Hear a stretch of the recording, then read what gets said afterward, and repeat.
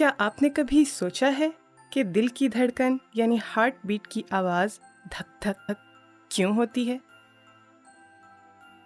آپ یقین نہیں کریں گے، لیکن یہ آپ کے دل کے والوز کی وجہ سے ہوتا ہے جو خون کے بہاؤ کو کنٹرول کرتے ہیں۔ یہ والوز آپس میں اکٹھے مل کر ساتھیوں کی طرح کام کرتے ہیں۔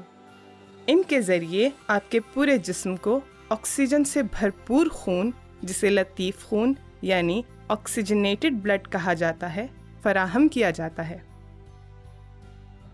دل کے دھڑکنے کی آواز ان والوز کے ایک ساتھ کھلنے اور بند ہونے سے پیدا ہوتی ہے۔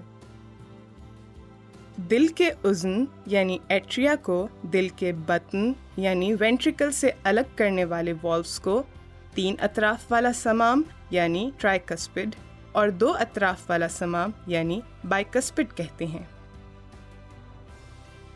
پلمونری والو اور ایورٹک والو کا کام آکسیجنیٹڈ بلڈ اور بغیر آکسیجن والے یعنی کثیف خون یا ڈی آکسیجنیٹڈ بلڈ کا دل سے بغیر کسی رکاوٹ کے مکمل اخراج یقینی بنانا ہے۔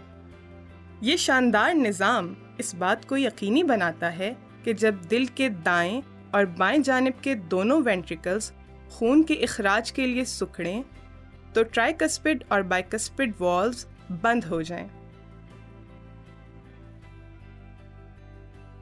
ان وینٹریکلز کے سکڑنے سے خون پلمونری شریانوں یعنی آرٹریز اور شہرگ یعنی ایورٹا کے راستے خارج ہو جاتا ہے۔ حقیقت میں دل کی دھڑکن کی جو پہلی آواز آپ سنتے ہیں وہ ٹرائیکسپڈ اور بائیکسپڈ والوز کے ایک ساتھ بند ہونے کی آواز ہوتی ہے۔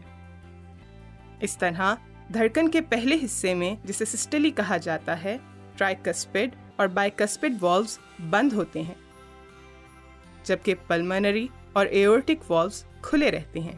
جب وینٹریکلز پھیلتے ہیں تو پلمونری اور ایورٹک والوز بند ہو جاتے ہیں، جس سے دھڑکن کی دوسری آواز پیدا ہوتی ہے۔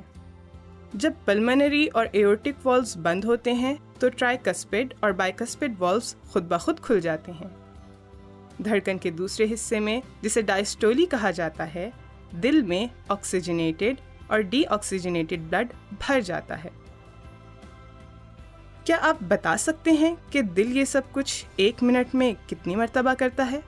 نوجوانوں کے دل کی دھڑکن کی اوسط شرح یعنی ایوریج ہارٹ ریٹ ان کی عمر، قد، جینیاتی خواص اور نقل و حرکات کی وجہ سے ایک دوسرے سے مختلف ہوتی ہے۔ اوسطاً دل 1 منٹ میں 60 سے 100 مرتبہ دھڑکتا ہے۔ آپ جتنے زیادہ صحت مند ہوں گے، آرام کی حالت میں آپ کا ایوریج ہارٹ ریٹ اتنا ہی کم ہوگا۔ ایک کھلاڑی کا ایوریج ہارٹ ریٹ آرام کی حالت میں تقریباً 40 دھڑکنیں فی منٹ یا بیٹ پر منٹ ہوتا ہے۔ ہر دھڑکن کے بعد ایک دباؤ کی لہر آپ کے شریانوں سے گزرتی ہے، جس کی وجہ سے شریانوں کی دیواریں ابھر جاتی ہیں اور پھر سکھڑتی ہیں۔ اس پھیلنے اور سکھڑنے کو جنبش یعنی پلس کہا جاتا ہے اور اسے جسم کے مختلف حصوں پر محسوس کیا جا سکتا ہے۔ اگر آپ اپنے دائیں ہاتھ کی درمیانی اور شہادت کی انگلی کو بائیں کلائی پر انگوٹھے کی طرف جانے والی شریان یعنی نبض پر رکھیں تو آپ کو اس کی جنبش محسوس ہوگی۔ گردن کے اوپر والے حصے پر بھی اس پلس کو بہت آسانی سے محسوس کیا جا سکتا ہے۔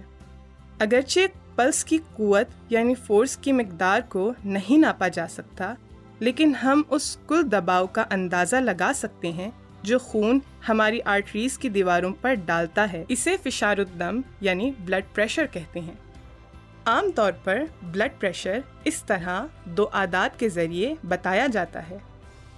یہ اعداد خون کا سسٹولی اور ڈائسٹولی میں دباؤ بتاتے ہیں۔ انہیں سسٹولک پریشر اور ڈائسٹولک پریشر بھی کہا جاتا ہے۔ پہلے سسٹولک اور بعد میں ڈائسٹولک پریشر لکھا جاتا ہے۔ تو اس طرح دھڑکن اور پلس کام کرتی ہیں، اور یہ سب کچھ والوز کے کھلنے اور بند ہونے کی وجہ سے ہوتا ہے۔